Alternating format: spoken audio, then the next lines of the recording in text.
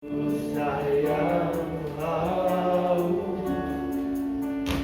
ku aliran sungaimu,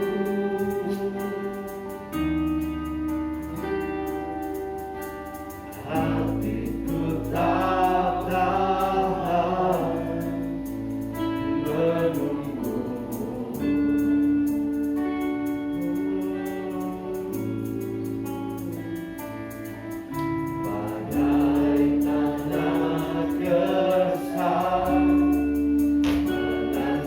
Datangnya hujan,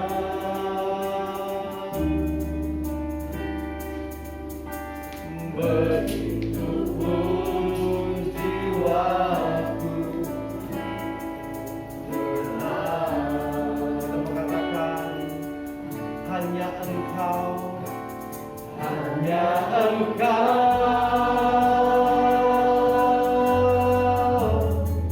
pribadi yang mengenal hatiku, tiada yang tersembunyi.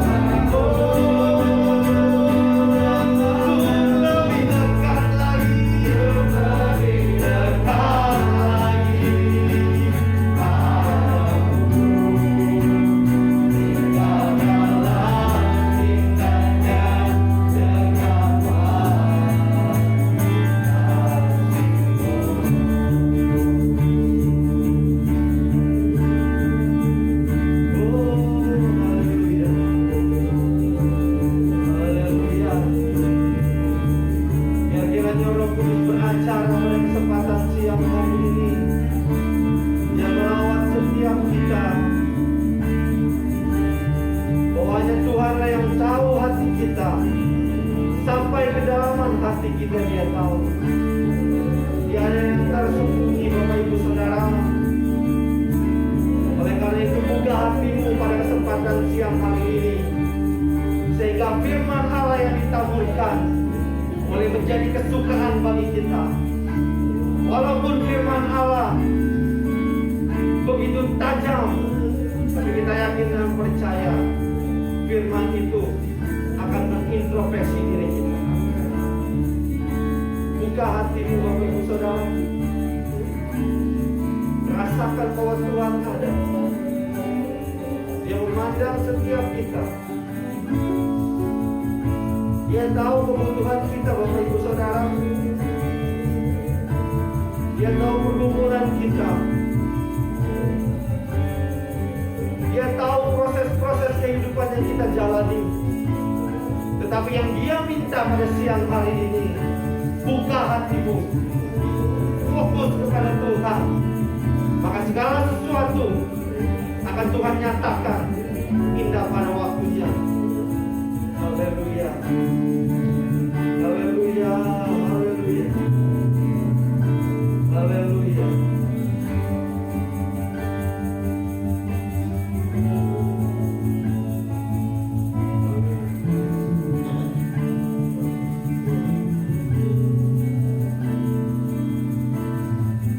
Katakan kembali sekali lagi, hanya Engkau, hanya Engkau,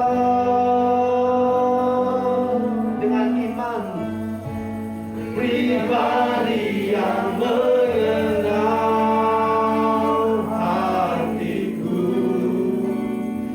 tiada yang tersembunyi bagimu.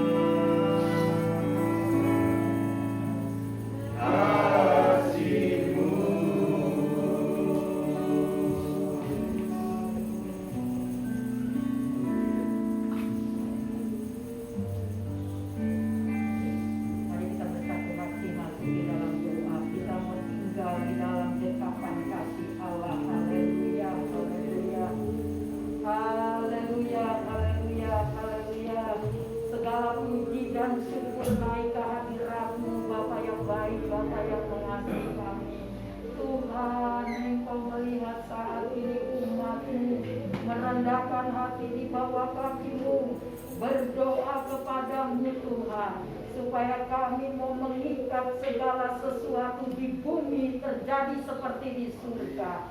Saat ini kami mau serahkan tubuh, jiwa, dan roh kami ke dalam tangan kasih-Mu ya Bapa, supaya yang ada di dalam jiwa kami saat ini, segala pikiran, hati, dan kehendak kami diselubungi dengan kuasa Allah, supaya segala pikiran-pikiran negatif, pikiran sia-sia, pikiran yang penuh dengan kekhawatiran dan ketakutan, kami taklukkan di bawah kaki-Mu di dalam nama Yesus. Segala serangan-serangan roh virus apapun yang saat ini mau mengancam Tuhan kepada umat-Mu saat ini, kami tolak, kami patahkan di dalam nama Yesus. Biarlah kuasa yang dari sorga mengalir kepada kami, memampukan kami untuk kuat, sehingga membungkus kami dengan kuasa darah Yesus. Saat ini yang kami butuhkan Bapa, yaitu kuasa dan firman-Mu, kuasa Roh Kudus-Mu yang menjadikan kekuatan di dalam hidup kami, untuk kami dapat berjalan bersama dengan Kau ya Bapa. Terima kasih Bapa yang baik. Kami bersama-sama bersatu hati saat ini. Biarlah Tuhan sebentar kami akan mendengarkan firman-Mu. Engkau urapi hamba-Mu, sehingga yang datang dari lidah bibir hamba-Mu itu yang Engkau taruh Bapa, untuk menguatkan kami jemaat-Mu, untuk menyadarkan kami bahwa kami membutuhkan Engkau Bapa di dalam situasi kondisi Tuhan, kota kami yang penuh dengan serangan ancaman virus-virus, tetapi oleh kuasa dari sorga, oleh darah Yesus yang menutup kami, sehingga kami boleh terhindar dari kuasa maut apapun di dalam nama Yesus.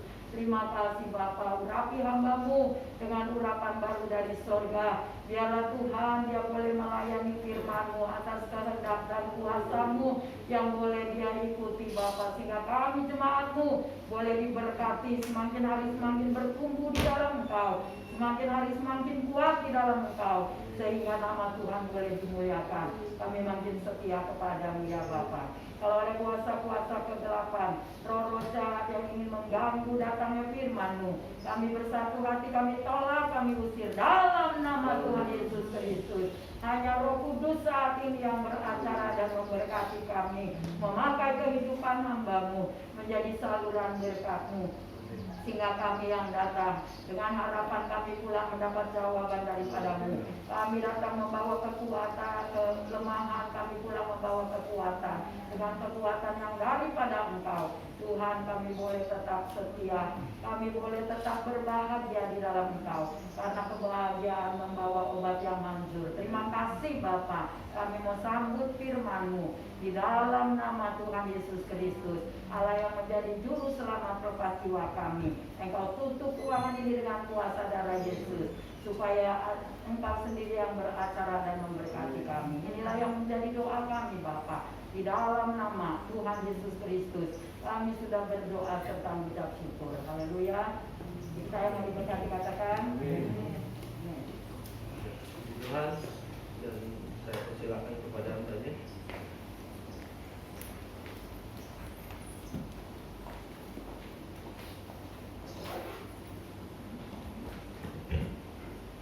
Shalom. Puji nama Tuhan. Selamat pagi, selamat kita bertemu dalam kasih Tuhan Yesus Kristus. Biarlah pagi hari ini kita yang berkumpul, kita mau selalu bersyukur kepada Tuhan atas kebaikannya. Puji nama Tuhan. Firman Tuhan minggu lalu disampaikan oleh Bapak Gembala bahwa bangsa Israel sebagai bangsa pilihan Allah, ya, yang menggambarkan anak-anak Tuhan juga saat ini, punya kuping tapi tidak bisa mendengar, punya mata tapi tidak bisa melihat. Ya, itulah yang membuat sampai saat ini mereka masih dibutakan tentang Mesias yang mereka tunggu. Mereka masih menunggu Mesias, padahal Mesias sudah datang pada mereka. Ya, karena hati mereka yang keras, mata mereka yang tertutup oleh ketidakpercayaan, sampai saat ini mereka masih menanti Tuhan. Puji nama Tuhan, kita yang di dalam Tuhan, kita yang percaya akan firman Tuhan, kita percaya Yesus sedang menyediakan tempat bagi kita semua. Puji nama Tuhan. Kita akan membaca firman Tuhan yang terambil di dalam Injil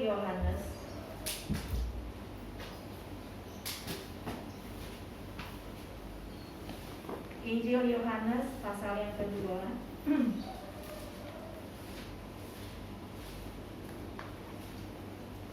ayat yang ke-13 sampai ayat yang ke-25.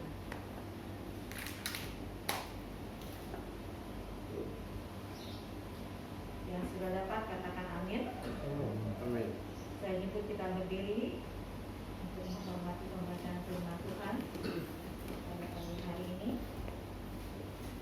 Injil Yohanes pasal yang kedua, ayat 13 sampai ayat yang ke-25. Saya baca ayat yang bernomor ganjil, Bapak Ibu sekalian membaca ayat yang bernomor genap. Bukan ayat ganjil, tetapi ayat yang bernomor ganjil saya, yang bernomor genap Bapak Ibu sekalian. LAI memberi judul firman Tuhan pada siang hari ini, Yesus menyucikan bait Allah. Saya mulai dari ayat yang ke-13. Ketika hari raya Paskah orang Yahudi sudah dekat, Yesus berangkat ke Yerusalem. Dalam bait suci didapatinya pedagang-pedagang bumbu, kambing domba dan merpati, dan penukar-penukar uang duduk di situ. Ia membuat cambuk dari tali, lalu mengusir mereka semua dari bait suci dengan semua kambing domba dan lembu mereka. Uang penukar-penukar dihamburkannya ke tanah, dan meja-meja mereka dibalikannya. Pada pedagang-pedagang merpati ia berkata, ambil semuanya ini dari sini, jangan kamu membuat rumah Bapakku menjadi tempat berjualan. Maka teringatlah murid-muridnya bahwa ada tertulis, cinta untuk rumahmu menghanguskan aku. Orang-orang Yahudi menantang Yesus, katanya, tanda apakah dapat engkau tunjukkan kepada kami bahwa engkau berhak bertindak demikian? Jawab Yesus kepada mereka, rombak bait Allah ini, dan dalam 3 hari aku akan mendirikannya kembali. Lalu kata orang Yahudi kepadanya, 46 tahun orang mendirikan bait Allah ini, dan engkau dapat membangunnya dalam 3 hari. Tetapi yang dimaksudkannya dengan bait Allah ialah tubuhnya sendiri. Kemudian sesudah ia bangkit dari antara orang mati, barulah teringat oleh murid-muridnya bahwa hal itu telah dikatakannya, dan mereka pun percayalah dan akan perkataan yang telah diucapkan Yesus. Dan sementara ia di Yerusalem selama hari raya Paskah, banyak orang percaya dalam namanya, karena mereka telah melihat tanda-tanda yang diadakannya. Tetapi Yesus sendiri tidak mempercayakan dirinya kepada mereka, karena ia mengenal mereka semua. Dan karena tidak perlu seorang pun memberi kesaksian kepadanya tentang manusia, sebab ia tahu apa yang ada di dalam hati manusia. Terima kasih untuk pembacaan firman Tuhan. Tertidur Allah Bapa, diberkatilah orang yang membaca, merenungkan dan melakukan firman Tuhan. Terpujilah Tuhan Yesus. Puji nama Tuhan. Saya beri judul firman Tuhan pada pagi hari ini, kemarahan Yesus. Waktu saya mengajar sekolah minggu, saya membawakan firman Tuhan ini, sepertinya kayaknya anak-anak tuh kok Tuhan Yesus marah ya, gitu ya. Kok Tuhan Yesus yang baik kok bisa marah ya? Waktu itu karena saya belum tahu tentang firman Tuhan, saya katakan ya Tuhan Yesus juga kan manusia juga. Dia melihat rumahnya dikotorin, dia pasti marah, kayak orang tua kamu, saya bilang gitu ya. Kalau rumahnya didatangi orang banyak, diberantakin, pasti marah orang tuanya. Mungkin sesederhana itu. Waktu itu saya mengajarkannya kepada anak sekolah minggu. Tapi di sini saudara, saya ingin mengetengahkan kenapa Yesus marah. Ya, kita baca dari ayat yang ketiga sampai ayat yang ke-13 sampai ayat yang ke-25, itu kontras ya dengan ayat sebelumnya. Ayat-ayat sebelumnya. Ya, pada saat Yesus, saya pernah membawakan firman Tuhan ini mengenai perkawinan di Kana ya, kekhawatiran orang yang mengadakan pesta, Tuhan jawab saat itu. Tapi di sini dikatakan Yesus marah, ya. Nah, jadi saudara, bolehkah manusia marah? Boleh. Itu manusiawi. Saya pernah marah. Bapak Ibu sekalian pernah marah. Dan tidak mungkin dalam hidup saudara tidak pernah marah. Entahkah itu pakai emosi yang tinggi, kalau istilah zaman sekarang dia apa? Kalau anak-anak bilang tuh digas, ya, ngegas terus gitu, enggak ya. Tapi marah diam pun itu namanya marah, ya. Jadi kemarahan adalah kondisi emosional seseorang yang sering terjadi dalam kehidupan sehari-hari. Ya, Yesus yang berpenampilan sangat baik, sangat ramah, sangat lugas, dikatakan ya, penampilan Yesus dikatakan sangat menawan hati orang-orang. Tetapi pada saat dia marah, ya, Bapak Ibu pernah mungkin punya pengalaman bos saudara, istri saudara, suami saudara ya. Kalau dia marah, pasti saudara kaget. Apalagi suami saya orangnya pendiam. Kalau dia marah, ya saya takut saudara. Ya, karena orang marah pasti ada sesuatu yang kita perbuat itu salah. Nah, jadi di sini kenapa ya Yohanes mencatat ini ya dari keempat Injil Matius, Markus, Lukas dan Yohanes semua mencatat. Di sini saya tulis di Matius 21 ayat 2 sampai 13. Markus 11 ayat 13 ayat 15 sampai 17, Lukas 19 ayat 14 ayat 45 sampai 46 dan Yohanes 2 ayat 13 sampai 25. Setiap Injil mencatat hal ini. Berarti semua murid-murid Yesus ada pada saat itu. Ya. Injil-injil ini dinamakan Injil sinoptik. Ya. Mereka mempunyai pandangan masing-masing. Jadi saudara jangan punya prasangka, wah ini kok beda ya Matius sama Markus. Si Lukas juga beda lagi. Karena masing-masing orang punya latar belakang yang berbeda. Ya. Dari Lukas seorang dokter, dia mungkin menulis lebih rinci. Kalau saudara baca Lukas itu sangat rinci sekali. Seperti seorang dokter menganalisa. Ya, beda dengan Markus, Lukas dan Yohanes. Mereka hanya seorang nelayan ikan. Ya. Tetapi dikatakan Tuhan melalui Roh Kudus-Nya memberikan inspirasi untuk menulis Injil ini, saudara. Bukan sembarang orang yang diberikan inspirasi oleh Roh Kudus, tetapi orang yang dipilih Tuhan menulis. Dan jika ada perbedaan antara Lukas, Matius, Markus maupun Yohanes, itu karena cara pandang mereka masing-masing. Tapi semuanya berkaitan, semuanya sinkron, gak ada yang bertolak belakang. Karena mereka satu inspirasi dari Roh Kudus. Ya, di sini saya mencatat Yohanes menuliskan peristiwa ini karena dia menaruh minat pada kebenaran dari satu peristiwa. Ya, kalau Matius menuliskan kepada ini, kitab ini ditujukan oleh orang Israel, oleh bangsa kepada bangsa Yahudi. Kalau Matius menunjukkan bahwa Yesus adalah raja, maka di situ ada kerajaan Allah. Ada cerita-cerita tentang kerajaan Allah. Jadi dia mau menunjukkan bahwa Yesus adalah raja. Sedangkan Markus, ya, dia menulis tentang kehambaan Yesus. Markus 10 ayat 45 dikatakan, Aku datang untuk menyerahkan nyawaku dan memberi banyak keselamatan kepada semua orang di dunia ini. Ya. Dan Injil Lukas, dia menggambarkan bahwa Yesus adalah anak manusia. Sedangkan Yohanes dia memberikan kepada kita bahwa Yesus adalah Allah sendiri.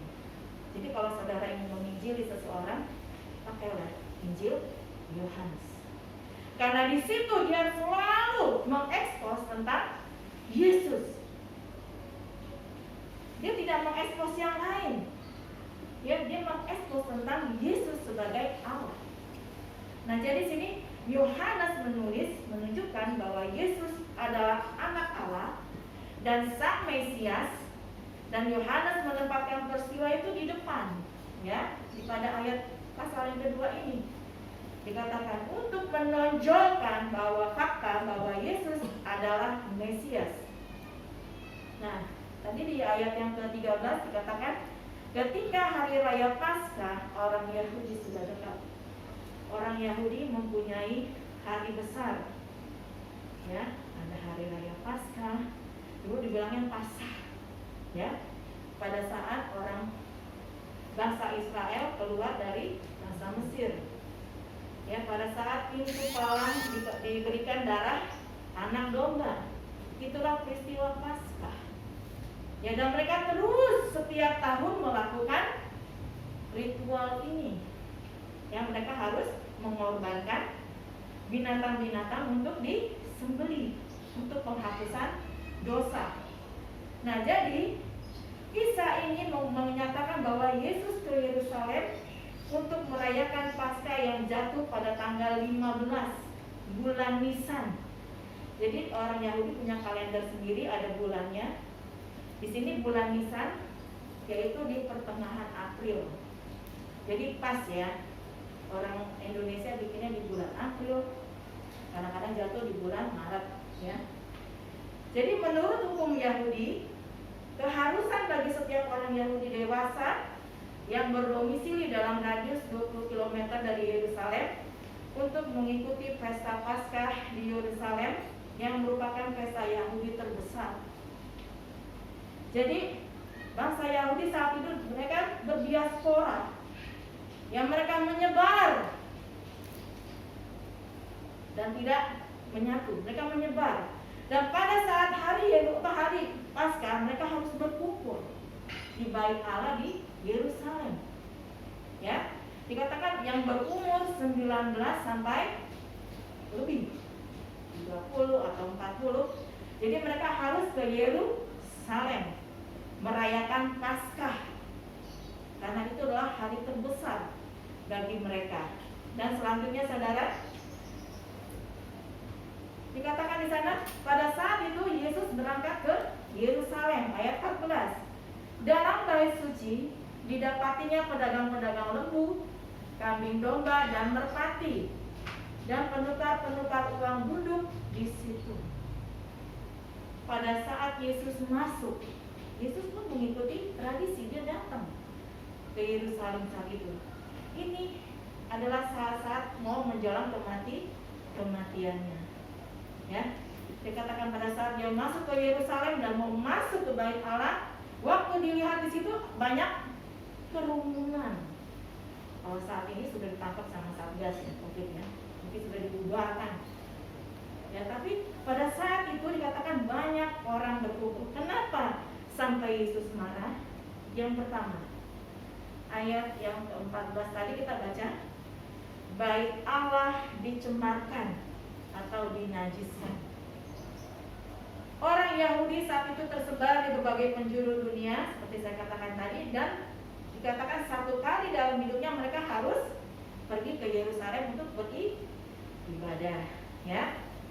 Nah, dikatakan ada semacam pajak yang harus dibayar orang Yahudi yang berumur 9 tahun ke atas. Jadi untuk masuk ke bait suci, mereka harus bayar pajak. Ya. Pajak itu sangat penting untuk memelihara ritual. Jadi pajak itu digunakan untuk ritual Paskah.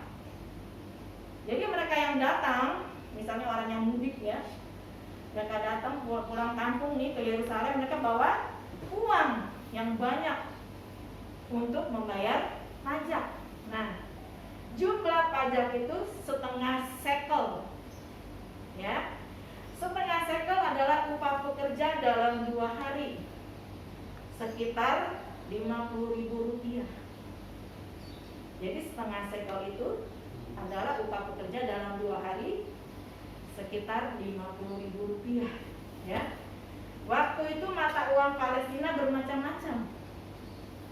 Ada mata uang Roma, Yunani, Mesir, Tirus, Sidon. Ya. Tapi yang dipakai adalah shekel, mata uang shekel. Ya, jadi dikatakan pajak Bait Allah harus dibayar memakai uang shekel. Ya, dan penziarah yang datang dari berbagai penjuru, orang-orang Israel datang dari penjuru, dikatakan mereka harus membayar dengan shekel. Ya, mereka harus menukar uang. Makanya dikatakan di situ ada penukar uang. Ya, jadi mereka yang kerja mungkin di Malaysia, di mana gitu, mereka harus balik ke Israel, harus balik memakai mata uang shekel. Jadi harus ditukar uangnya. Ya. Nah, Mereka mengambil, dari berbagai penjuru dan mata uang masing-masing. Mereka mengambil laba ma'ah. Petugas bait Allah ini mengambil laba ma'ah, ya, untuk setiap kembaliannya. Jadi kembaliannya itu ada lagi, diambil lagi, saudara, ya. Si penukar uang mengambil keuntungan yang sangat besar, kurang lebih 7 sampai 10 ribu. Udah bayarnya mahal, pas kembalian diambil lagi. Itu yang Yesus marah saat itu, ya. Dan dikatakan untuk setiap sekel yang ditukar dengan 1 ma'ah. Jadi 1 ma'ah itu 7 sampai 10 ribu, diambil lagi. Bayangkan, diperas sedemikian rupa. Yang Yesus marah adalah bahwa para penjara yang tidak mampu dirampok dengan cara penukaran uang. Ini adalah ketidakadilan, penipuan yang dilakukan atas nama agama. Seringkali banyak seperti itu, saudara. Wah, buat ini loh, ya, padahal buat keuntungan diri pribadi, ya. Mereka sudah mau menukar uang yang pakai biaya yang tinggi, ya, udah gitu kembaliannya diambil lagi, ya, 1 ma'ah. Bayangkan, saudara, makanya mereka kaya-kaya yang tinggal. Menurut tradisi itu diperbolehkan, tetapi di mata Tuhan itu adalah perampokan, ya. Nah, jadi yang membuat Yesus marah ialah perampokan yang terjadi di bait Allah, ya. Jadi ada kenajisan, ada kecemaran yang ada di situ.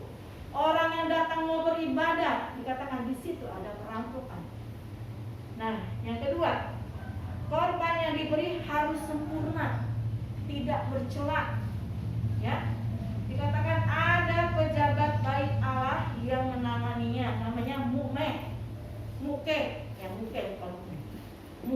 namanya. Jadi ada orang yang menangani korban-korban yang harus dibeli, ya. Dan dikatakan biaya pemeriksaan kurang lebih 7 sampai 10 ribu. Bayangin, saudara, udah ini dikenain sekel, ya, kena ma'ah. Beli korbannya aja, diperiksa doang, dikasih lapak, harus bayar lagi 7 sampai 10 ribu. Bayangkan, ya. Dan binatang yang dibeli di luar halaman bait Allah tidak boleh. Jadi ada orang yang jual di luar bait Allah, tidak boleh dibeli, ya, dengan alasan tidak layak, harus beli di bait Allah, ya. Sedang harga di halaman bait Allah bisa 20 kali lipat. Untuk beribadah saja, untuk melakukan ibadah saja, mereka harus mengeluarkan uang yang luar biasa. Saudara, bayangkan, itu sudah tradisi. Tetapi di hadapan Tuhan dikatakan itu adalah perampokan yang luar biasa, ya. Ini adalah pemerasan atau penipuan terhadap penjara yang miskin dan rendah hati, yang mau rindu datang kepada Tuhan harus dirampok dulu, ya. Dan selanjutnya dikatakan hal ini adalah hal yang mencemarkan bait Allah, ya. 1 Korintus 6 ayat 19, tubuh kita adalah bait Allah. Rasul Paulus katakan kepada jemaat di Korintus yang hidupnya luar biasa cemarnya, ya, suami berganti, swinger, ya, berganti pasangan, homoseksual, biseks, semuanya ada semua. Dikatakan bahwa tubuhmu, jemaat di Korintus, adalah bait Allah. Allah mau berdiam di dalam baitnya, ya. Jadi tubuh kita ini, tubuh saudara dan saya adalah bait Allah. Tidak boleh ada kepalsuan atau penipuan di dalam diri kita. Amin, ya. Amin, saudara. Kalau ada penipuan, kalau ada kepalsuan dalam hidup kita, dikatakan ini sudah tercemar dan Tuhan marah, saudara. Kalau ada hambanya yang memiliki hati seperti para pejabat-pejabat yang ada di bait Allah ini. Dan yang kedua, kenapa Yesus marah? Ibadah dalam bait Allah tidak dihormati. Ayat yang ke-16. Kepada pedagang-pedagang merpati ia berkata, ambil semuanya ini dari sini. Jangan kamu membuat rumah Bapakku menjadi tempat berjualan. Nah, di sini Yesus sangat menekankan bahwa bait Allah adalah rumah doa. Ya, gereja adalah rumah doa. Dikatakan jangan ada di sini. Yang Yesus temui di bait Allah itu adalah suasana pasar. Bayangkan saudara, saya lihat pasar aja males ya, apalagi sekarang takut saya lihat orang banyak-banyak itu ya. Tapi itu ada di bait Allah, mumpung dapat meraup uang banyak dari orang-orang yang pulang kampung, orang-orang yang mudik. Ya, jadi katakan Yesus marah karena bait Allah yang semestinya rumah doa jadi tempat pasar. Saudara kebayang nggak kalau pasar? Becek, jorok, kalau udah hujan. Ya, tapi disitulah dikatakan manusia betah. Ya, hamba-hamba Tuhan betah dengan kejorokan yang ada dalam tubuhnya. Ya, rumah ini, bait kudus kita, dikatakan inilah bait rumah doa bagi Tuhan. Ya, bukan kepalsuan saja, kita harus membersihkan hati kita dari segala yang najis di hadapan Allah. Dan dikatakan tindakan Yesus mengporak-porandakan semua juga merupakan menunjukkan bahwa segala korban dan perlengkapan ibadah bukanlah hal yang utama dalam ibadah, tetapi hati yang menyembah. Amin. Ya, bagi Yesus kita datang beribadah kepadanya adalah hati yang menyembah kepada Dia, hati yang bersyukur, bukan formalitas, ya, tetapi hati yang menyembah, yang Yesus mau. Kita membaca dalam Yesaya, terjadi juga di dalam Yesaya, seperti Bapak Gembala katakan minggu yang lalu. Yesaya pasal yang pertama, Bapak Ferdi tolong bacakan. Yesaya pasal yang pertama ayat 11 sampai ayat yang ke-13. Yesaya pasal pertama ayat ke-11 sampai ke-13, demikian firman Tuhan. Untuk apa itu korbanmu yang banyak-banyak? Firman Tuhan. Aku sudah jenuh akan korban-korban bakaran berupa domba jantan dan akan lemak dari anak lembu gemukan, darah lembu jantan dan domba-domba. Dan kambing jantan tidak kusukai. Apabila kamu datang untuk menghadap di hadiratku, siapakah yang menuntut itu daripadamu, bahwa kamu menginjak-injak pelataran bait suciku? Jangan lagi membawa persembahanmu yang tidak sungguh, sebab baunya adalah kejijikan bagiku. Kalau kamu merayakan bulan baru dan sabat, atau mengadakan pertemuan-pertemuan, aku tidak tahan melihatnya, karena perayaanmu itu penuh kejahatan. Puji nama Tuhan. Ya. Yesaya menegur bangsa Israel. Ya, Allah menegur melalui nabinya Yesaya. Jadi katakan bahwa sangat naif ya, ayat yang ke-13 saya baca di sini. Jangan lagi membawa persembahanmu yang tidak sungguh, sebab baunya adalah kejijikan bagiku. Kalau kamu merayakan bulan baru dan sabat atau mengadakan pertemuan-pertemuan, aku tidak tahan melihatnya, karena perayaanmu itu penuh kejahatan. Ini terjadi di bait Allah ini. Ya, lu mau bawa persembahan yang mahal pun, ya dikatakan aku tidak terima. Karena dikatakan di sini ayat 13, karena perayaanmu itu penuh dengan kejahatan, ibadahmu penuh dengan kejahatan. Ya, karena orang berkumpul mencari laba yang besar. Ya, yang orang miskin makin didedes di situ. Ya, buat apa perayaan seperti itu? Ya, untuk memuaskan manusia? Ya, betul. Tapi di hadapan Allah dikatakan perayaan jahat dan tidak berkenan kepada Tuhan. Ya, ibadah tanpa persiapan seperti kita juga ya, tidak menjadikan bait Allah sebagai tempat untuk menyembah. Kalau kita melakukan suatu pelayanan, kita harus mengambil waktu untuk berdoa, ya. Bukan karena kita bisa melakukan suatu pelayanan, tapi kita butuh urapan dari Roh Kudus. Ya, saudara. Karena pelayanan yang diurapi dengan pelayanan yang bisa itu berbeda sekali. Kalau saudara punya Roh Kudus, saudara bisa bedakan mana yang bisa menyentuh hati dalam penyembahan. Makanya saudara katakan, Paulus ingatkan kepada Timotius, latihlah dirimu beribadah. Ibadah harus latihan, benar. Ya, kita harus persiapkan mental kita dalam beribadah. Kecuali saudara melakukan itu karena rutinitas. Tapi kalau saudara sungguh-sungguh beribadah kepada Tuhan, katanya latihlah dirimu. Jadi saudara persiapkan diri sungguh-sungguh untuk datang menyembah kepada Tuhan. Dari kita masuk dari pintu itu, penyembahan terus kita lakukan. Kita berbicara berhati, tetap berhubungan dengan Tuhan. Ya. Makanya dikatakan ibadah yang diberkati, ibadah yang membawa berkat. Kalau kita tarik, kalau orang karismatik katakan kita tarik kuasanya. Ya. Siapa yang bisa menarik kuasa Allah? Hatimu dan hatiku.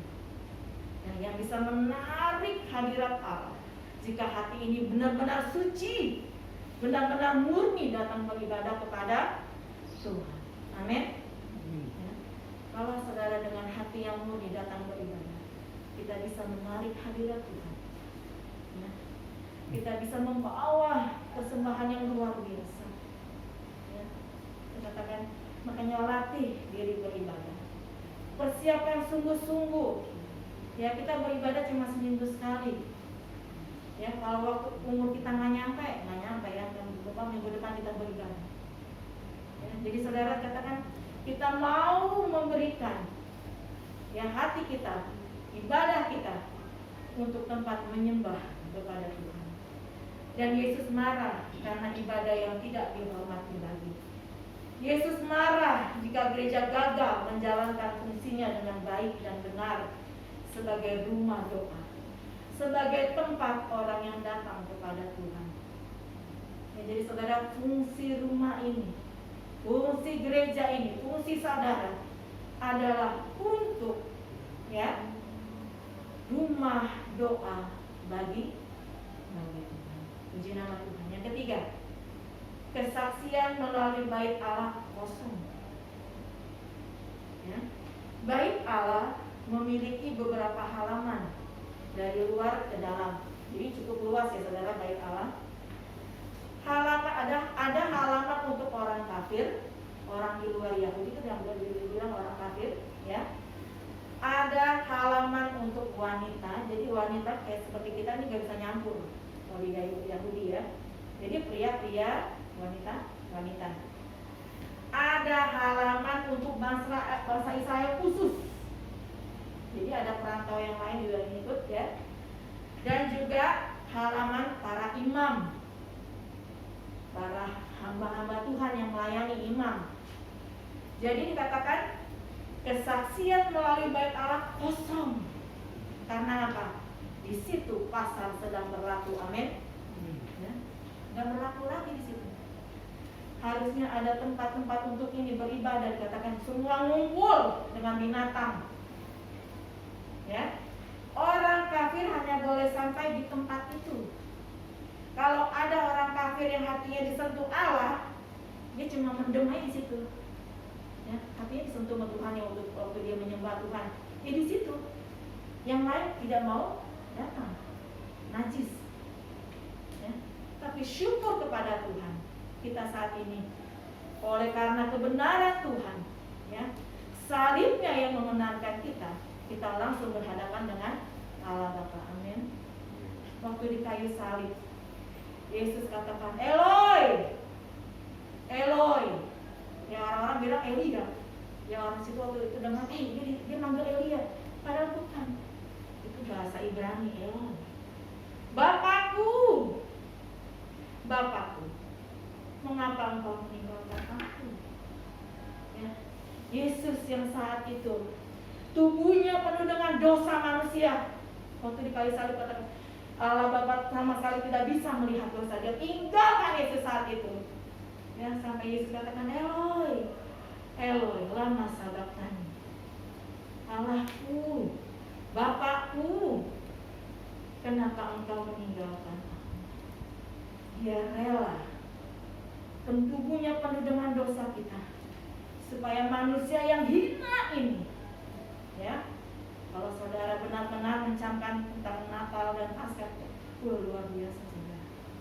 Ya, Yesus begitu luar biasa mengasihi kita. Allah Bapa mengasihi Yesus, tapi ada dosa dia tinggalkan. Ya.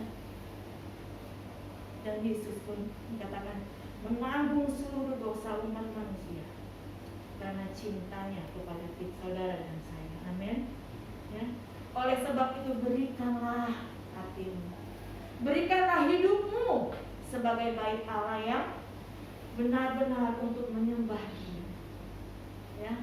Yesus katakan jika orang Yahudi katakan Yesus katakan pada orang Yahudi, jika tidak ada orang yang memuji aku, batu-batu pun bisa memuji aku. Ya, Yesus katakan bisa dia melakukan. Tetapi dia menciptakan manusia serupa dengan gambarnya. Ya, untuk dia menyembah Dia, mempermuliakan Yesus dalam hidupnya. Amin. Saudara diciptakan untuk memuliakan Tuhan dalam kehidupanmu, dalam pekerjaanmu, semuanya untuk memuliakan Tuhan, bukan memuliakan saudara. Ya, karena jika Allah dimuliakan dalam hidup kita akan menjadi berkat bagi orang lain. Puji nama Tuhan. Ya, mestinya halaman itu dikatakan adalah tempat kesaksian. Ya, salah satu fungsi gereja adalah marturia, kesaksian, bersaksi. Ya, waktu Roh Kudus turun ke atas murid-murid di kamar loteng Yerusalem, dikatakan kamu akan menerima kuasa. Apa kuasa dari gereja? Apa kuasa dari anak-anak Tuhan, hamba-hamba Tuhan? Adalah bersaksi. Marturia, berbicara tentang martir, saksi yang mau mati untuk apa? Kemuliaan nama Tuhan. Ya, sudahkah itu tercermin dalam hidup kita? Hidup kita adalah saksi. Rasul Paulus katakan kepada jemaat di Korintus, kamu adalah surat yang terbuka. Kita ini surat yang ngablak, kalau bahasa Betawi, yang kebuka. Siapapun bisa baca hidup kita. Apakah surat kita sudah baik? Apakah malah surat kita jelek banget? Ya, semua tergantung dari hubungan kita dengan Tuhan. Khotbah yang baik bukan khotbah di mimbar ini saudara, tapi kehidupan kita sehari-hari. Apakah orang tertarik dengan hidup kita? Ya, tertarik untuk mengenal Yesus lebih dalam melalui hidup kita. Apakah orang enak melihat kita dan tidak mau menerima Tuhan? Nah, saudara jangan bangga dulu jadi hamba Tuhan. Jangan bangga dulu jadi anak Tuhan. Tapi kita mau ya, perbaiki hidup kita, perbaiki mezbah kita, supaya menjadi saksi yang benar-benar ya mempermuliakan Allah. Dan dikatakan jual beli itu telah menghalangi orang lain untuk mencari Tuhan. Kesombongan, ketertutupan, kesuaman, ketidakpedulian terhadap orang lain, itu yang membuat Yesus marah. Yesus marah jika gereja gagal menjalankan fungsinya sebagai saksi. Fungsi kita adalah bersaksi. Apa sih kalau saksi? Saksi adalah orang yang melihat, yang merasakan peristiwa itu, yang melihat langsung, saksi mata. Kita adalah saksi mata dalam hidup kita. Betapa pertolongan Tuhan luar biasa dalam kehidupan kita. Amin. Ya, bersaksi saudara. Ya, Tuhan marah kalau gereja tidak menjalankan fungsinya sebagai saksi. Dan Tuhan juga marah kalau bait Allah tidak dipergunakan untuk tidak menyembah Tuhan, tapi untuk yang lain. Dan dikatakan sering kali kelompok yang eksklusif, pilih kasih dan lain-lain membuat orang menjadi terhalang untuk mencari Tuhan. Ya, saudara, sini masih terasa kerakannya ya. Tapi kalau sudah mulai besar, saudara, ya saya sudah merasakan ya. Wah, beda, saudara. Mereka tuh udah lain lagi, bicara tuh lain lagi. Ya, yang kelas-kelas seperti saya ini pinggir. Ya. Nah, kalau puji Tuhan juga ya, sedang dengan adanya seperti ini mungkin adalah koreksi. Ya, dari Tuhan ada corona ini untuk koreksi. Ya. Apakah sudah sungguh-sungguh menjalankan misi Tuhan gereja ini? Ya, apakah gereja di dunia ini sudah benar-benar menjalankan misi Tuhan? Ya, harusnya introspeksi dengan adanya corona ini. Ya. Dikatakan kenapa Tuhan luaskan corona ini dalam seluruh dunia? Ya. Karena gereja tidak menjalankan fungsinya dengan baik. Amin. Ya. Seperti bait Allah yang tidak menjalankan fungsinya dengan baik. Ada perampokan, kita tahu, ya. Ada juga keserakahan, kepalsuan, ya, sehingga Allah luaskan segala sesuatu untuk gereja bangkit dari keterpurukan. Dan gereja bangkit mengintrospeksi apa yang sudah dilakukan. Ya. Seharusnya loh. Ya, gereja tampil menjadi orang-orang yang peduli di masa-masa sekarang ini. Ya, orang-orang yang peduli nggak harus datang gitu. Saudara peduli dengan uang saudara. Ya, untuk orang-orang yang terkena korban. Karena itu baru menjalankan fungsimu sebagai gereja Tuhan. Biarlah firman Tuhan yang singkat pada siang hari ini mengajarkan lagi kepada kita bahwa kita harus menjalankan fungsi kita yang sebenarnya. Kita hidup untuk menyembah Tuhan. Kita hidup untuk bersaksi. Kita hidup untuk menjadi berkat bagi orang lain. Dan biarlah kemarahan Yesus yang terjadi di bait Allah 2000 tahun yang lalu tidak terjadi untuk gereja saat ini. Ya, kita berdoa biarlah segala sesuatunya Tuhan pulihkan dan Tuhan bangkitkan gereja menjadi saksi di tengah-tengah dunia yang sedang bergoncang. Puji nama Tuhan. Saya juga mengucapkan terima kasih kepada Bapak Gembala yang sudah memberikan kesempatan untuk saya dan juga suami saya divaksin ya pada hari Rabu, dan kami boleh melakukan apa yang menjadi kewajiban sebagai warga negara yang baik, ya. Dan saya juga bersyukur Aldi boleh menyerahkan anaknya, karena kita tahu bahwa anak kita kalau kita sudah serahkan, kita merasa ada sesuatu yang plong gitu ya. Sudah saya serahkan, mau terjadinya apa dengan dirinya, Tuhan yang menjadi penolong dia. Ya, sampai kayak saat ini, walaupun anak saya lagi panas ya, saya katakan, Maes, kamu udah 12,5 tahun. Ya, mama tinggal ya. Walaupun sebagai seorang ibu saya nggak tega ya, tapi saya katakan, Maes, mama udah nyerahin Maes dari bayi, dari umur sebulan mama udah serahin. Jadi ini sudah tanggung jawab Tuhan buat kamu. Ya, saya sebagai orang tua cuma ada saat saya ada bersama dengan kamu. Tetapi saat kami tidak ada, saya dan bapak kami tidak ada, saya katakan Tuhan yang akan menolong dia. Amin. Ya, puji nama Tuhan. Firman Tuhan saya tidak panjang lebarkan. Dan saya kembalikan kepada Pak Lino. Terima kasih, Tuhan memberkati.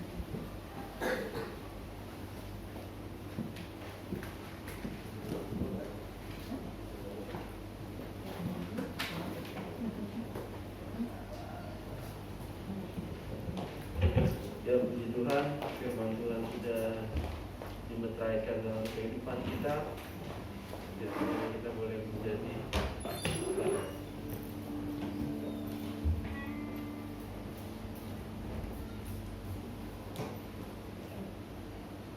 Kemudian kita menaikkan pujian kita untuk Tuhan. Mataku tertuju padamu.